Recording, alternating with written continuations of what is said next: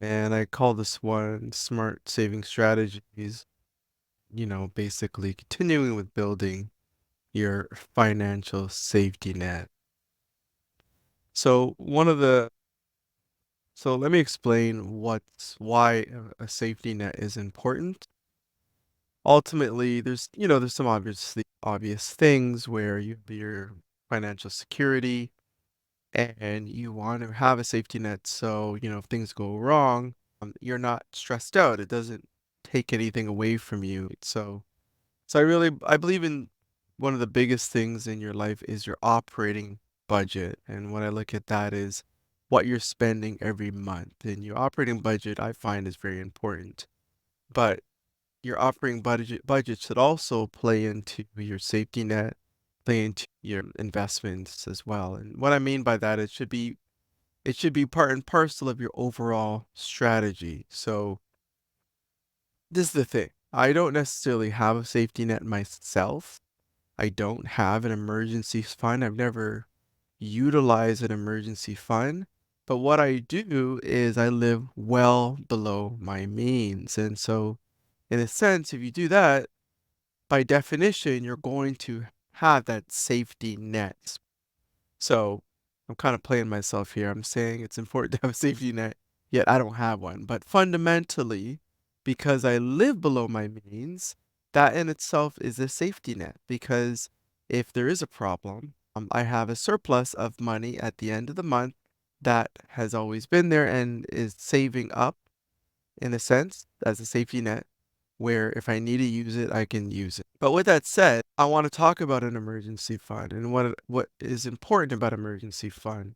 And what's important about it is that when you have that safety net or emergency fund, when things go wrong in your life or things go sideways or things don't go exactly as planned, you're not stressed out. And I really believe that part of a healthy lifestyle and living is having that peace of mind. And I think there's nothing more important than having a peace of mind when it comes to financial matters. So, for example, I'll be the first one to wait for something to go on sale, but it's something that I want as a luxury. So things that I want as a luxury, I'll definitely wait around for it to go on sale and then buy it when I want it. Versus things that are kind of a necessity for me. I don't want to have to wait to get it. I want to just get it. And so that's what I love having a safety net, having an emergency fund for, because it doesn't necessarily mean you have to have a emergency fund for when you lose your job and you got to be I mean, if that's your situation, then definitely do that. But what I'm saying is having that buffer and having these overages allows me to, when I really, really need something, I can just buy it. I don't have to worry about, you know, whether I can afford it or not, or whether it's going to hit my bottom line. That's the thing that I hate when you really, really want something.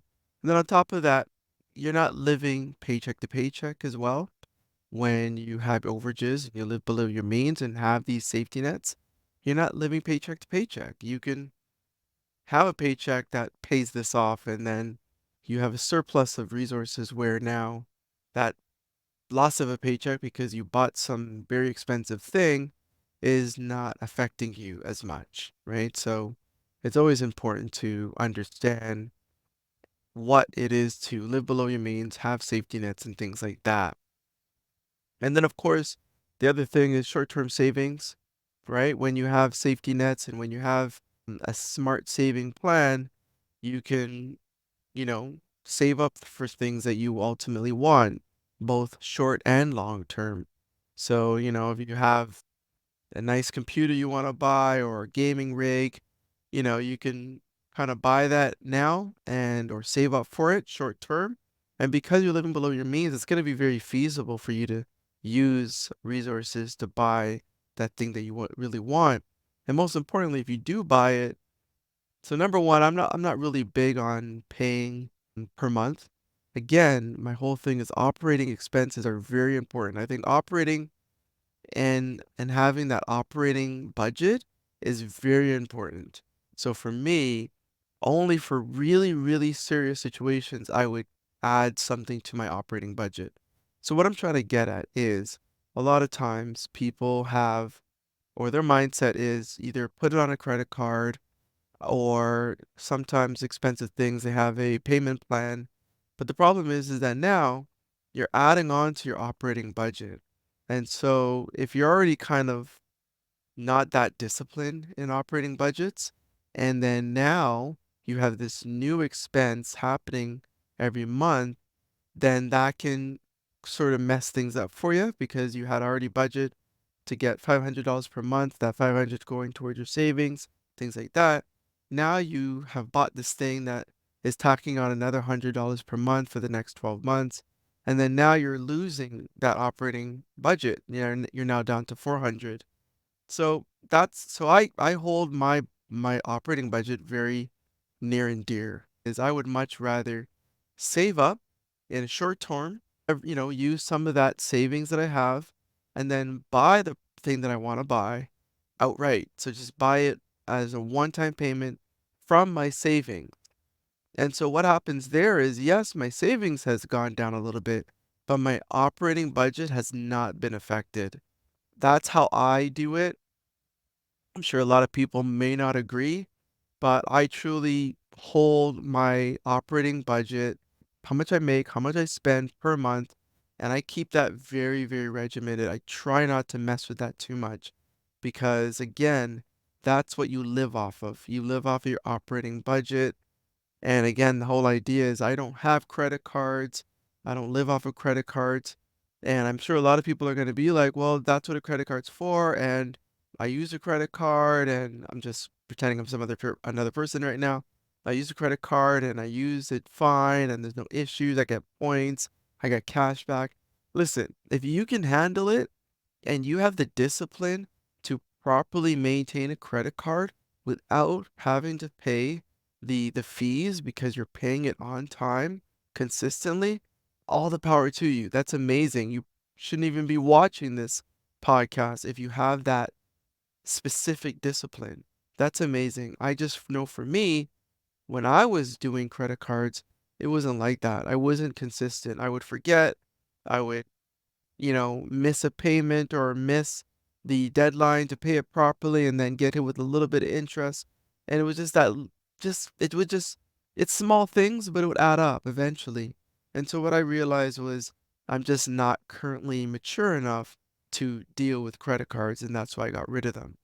And in doing so, that's how my mindset has been so laser focused on operating expenses and operating budgets because that's what I live off of, right? Month in and month out.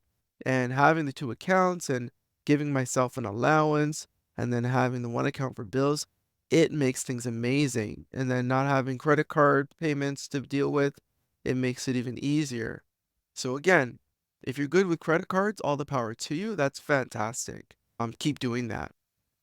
But for me, I'm just going how I live my life. And so just trying to help others, inspire others that you don't necessarily need to live off credit cards.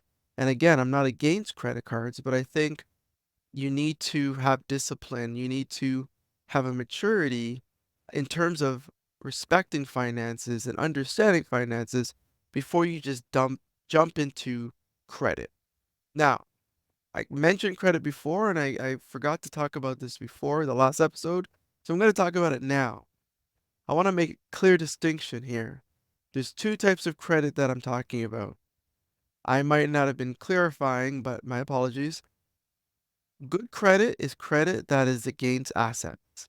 So I have multiple properties and I have a line of credit or a mortgage, which is a loan from the bank, and that is credit. That's good credit because it's credit against an asset. Bad credit is credit that is unsecured or not against an asset. So a credit card is bad credit. And then you have another class, I'm hesitant to say it, called an asset class, but a car. A car is an asset, but it is a depreciating asset. So it's not like a house. House is an appreciating asset. A car is a depreciating asset, but it is an asset nonetheless. Versus an unsecured credit or unsecured line of credit is, like a loan or an LOC or something that you get from the bank for like $25,000. They give you a line of credit and you can use that, which is not too bad, but again, it's still unsecured, so it's going to have a high interest rate. And then obviously the worst one is credit, credit card, and that has an even higher interest rate. So I want to make it clear, I like credit. Credit's good, and as we get more advanced, I'm going to talk about how debt is good. Debt is good, credit is good, but you have to use it the right way, and you gotta use the right type of debt or type of credit, like, for example, homes, houses. But in this beginning stages, the credit I'm talking about are credit cards, lines of credit, things that are unsecured, things that have very high interest rates. So back to our regular scheduled program. I don't have an issue with credit cards. If you're good at using credit cards, all the power to you.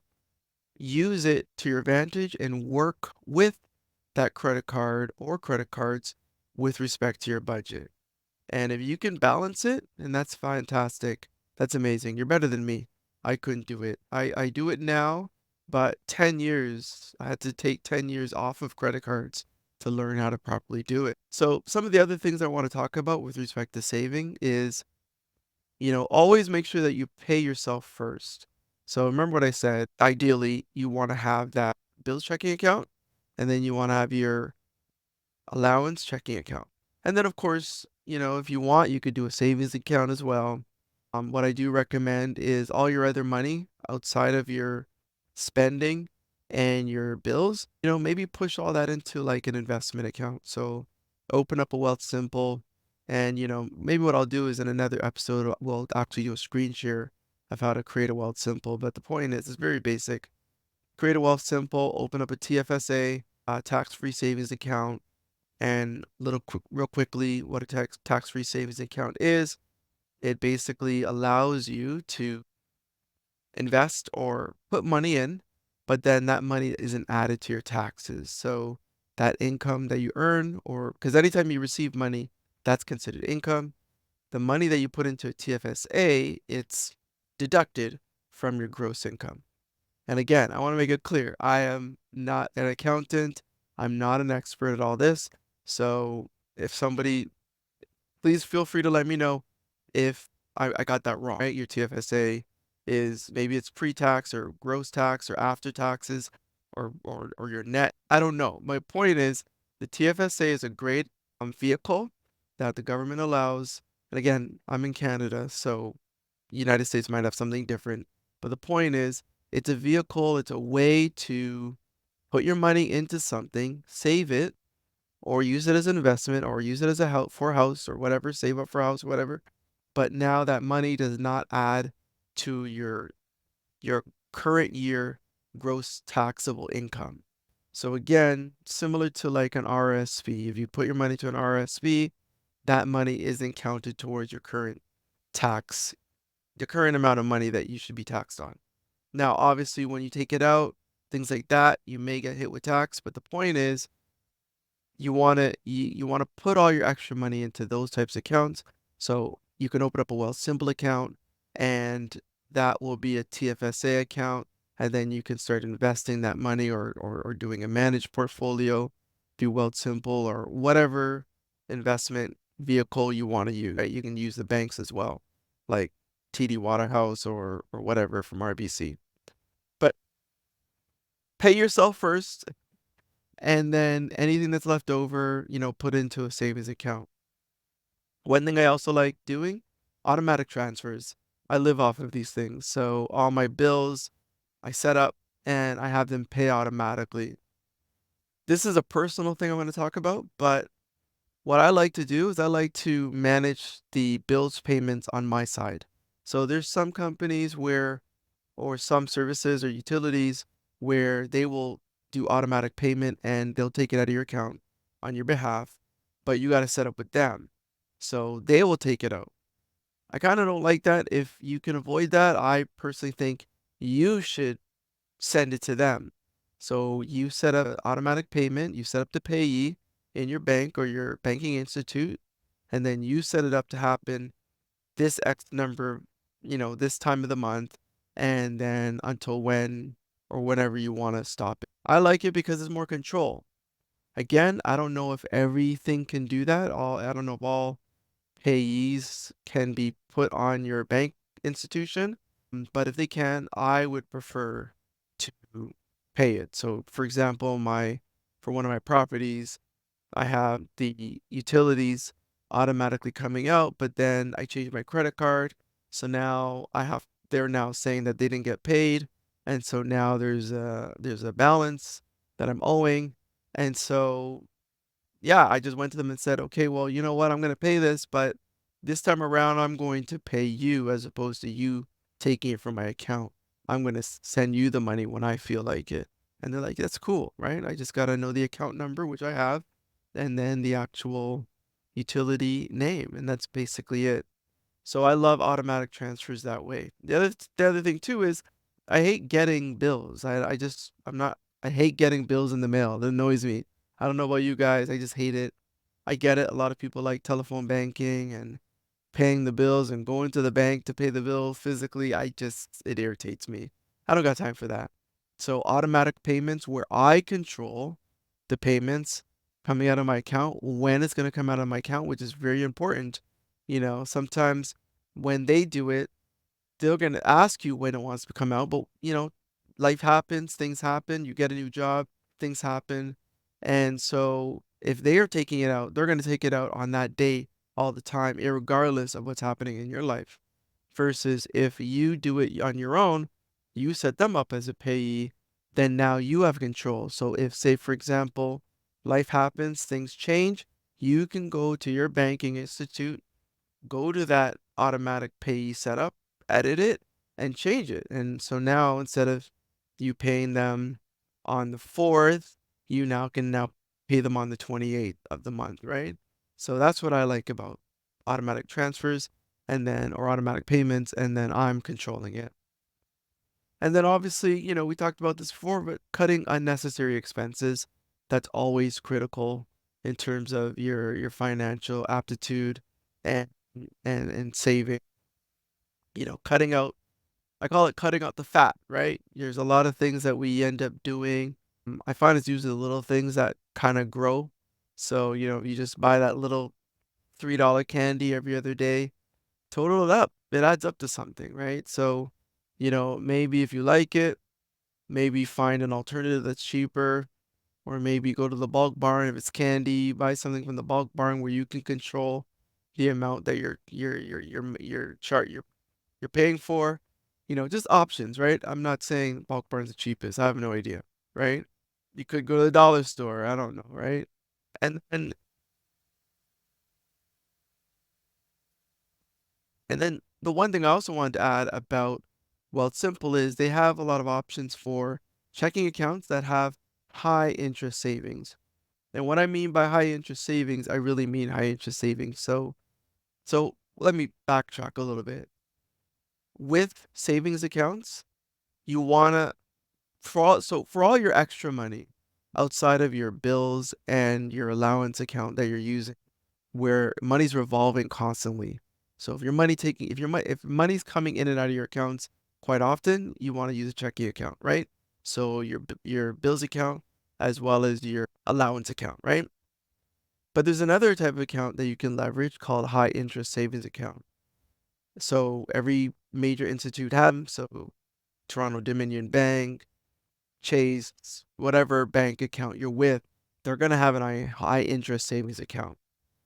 But this is the thing, the high interest savings account is probably like maybe 2%, 1.3%, which is really stupid. So one thing I do respect about Simple, they do have higher interest accounts that actually give you a decent interest. So I think it's around 4 or 5% for Wealth Simple.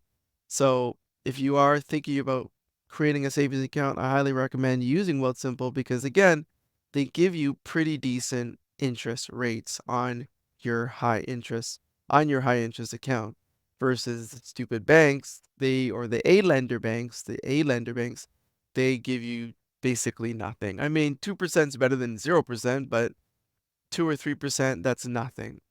One thing that you got to understand, money that sits in the bank, it's not equal to money. It's not equal. And what I mean by that is inflation. So inflation on average per year is around maybe 3%. I'm just guesstimating here. So if you leave your money in the bank account or in the bank for a year at an interest rate of 1.5% and inflation's 2%, then your money's gone down. So even though you still see 100, I don't know about 100, but maybe $4,000 in the bank that you've had there for a year, but because that bank account, even if it's a high interest, usually high interest bank accounts where A lenders are like 2 and 3%. No, not even that. It's 1 or 2%. Then if you think about it, if inflation is 3%, then now your $5,000 is now maybe $4,800 in reality. Yes, you're still going to see the 5,000 sitting there, but because of inflation, your money is going down as it sits in the bank. So the whole name of the game here is when it comes to your money, like investment money or savings money, you want that money to work for you. And what that means is you need to put it in things that have higher interest rates than inflation. So perfect example is, like I said, the Wealth Simple checking account. They have a promotion or whatever. I think it's standard where they're trying to get people off of traditional banks. So they're offering you 4% on your checking or high interest account. And then, of course, this dovetails into actually investing. So, stock market, if you keep your money in stock market, I think on average, the return is around 50 to 20%, right? Bonds, I think, is on par with inflation, maybe 3, 4%. And then, tech stocks or just stocks in general, as that, well, I already said that, that's 15, 20%. And then, you have the volatile ones like cryptocurrency. You can get like anywhere from 5 to 23%, but it's very volatile. So what I'm saying is there's different vehicles of different types of investments that you can put your money into, even private equity. Private equity accounts, you can get maybe 10% on average. So the point is you want to put your money that you're saving into things that beat the current inflation. Because if you don't, your money is losing its value as it sits in the bank because the banks give you nothing for your money. Now, obviously, in a checking account, it's revolving, so you can forget about trying to save or get interest on money that's sitting there for only weeks at a time. But your savings account, you want to make sure that it's a high interest savings account if possible, because the whole idea is that that money is slowly losing its value over time. So you want to be an account or an account where it's on pace or beating the current inflation. And also you want to track your progress. You know, I always say this, check your bank accounts, take a look at them. I know it's hard sometimes, but the reality is that you'll build that tolerance and you'll build that understanding of it's not necessarily to make you feel bad that you don't have much money, but to see how you're tracking in terms of your spending and just seeing how there's growth. And the great thing too is, eventually you're going to be like, oh, this is cool. I actually have money in the account and I actually see, dollars and cents at the end of the month. It's pretty neat. So sometimes it's also a good therapeutic process to see how you're progressing. And then, of course, when you're saving, there's a lot of psychological benefits, right? You're going to feel more confident. You're going to be less stressed. I truly believe in relationships. The biggest thing is financial matters. I think that's the biggest thing that can really make and break a relationship is the finances, and so having that psychological, I'm going to say the psychological confidence that you are managing and things are not in the red all the time. And you can randomly pay for something without having to worry if it's going to go through or not. It's huge in terms of your mental stability. And so I really believe that, having a great mindset and a disciplined mindset goes hand in hand with your financial aptitude. And then, of course, you build good habits. This life is all about having good habit. No different than, you using a knife and fork properly or not putting your elbows on the table or being polite to people, saying hello and things like that, and thank you. Financial etiquette is just as important, so always making sure that you pay bills on time, making sure that you understand and respect the money that you earn, and then also it helps you to think about when you actually spend your money. Is this something worthy of my money? Is this something worthy of my time? Um, and then one thing also is try not to be a miser. I always say I don't want to be a miser. I don't want to be such a like a Scrooge McDuck. But the point is you got to respect money. And so I always say to myself, if it's something that I really, really want, I'll think about it, right? Don't buy it right then and there, but let go. I do want this, but then it might be an impulse buy. I don't like impulse buys. But if I go home and then maybe 2 days later I think about it, or a week later I think about it, then that means that I really do want it. And so now, then I'll probably go to the store and just buy it. Or I'll do a little research on it, see if I can find it a little bit cheaper, online or refurbished or used. All my MacBooks, I don't think I've ever bought. I mean, obviously one time I bought a brand new MacBook, but a lot of times, 90% of the time, I bought and refurbished.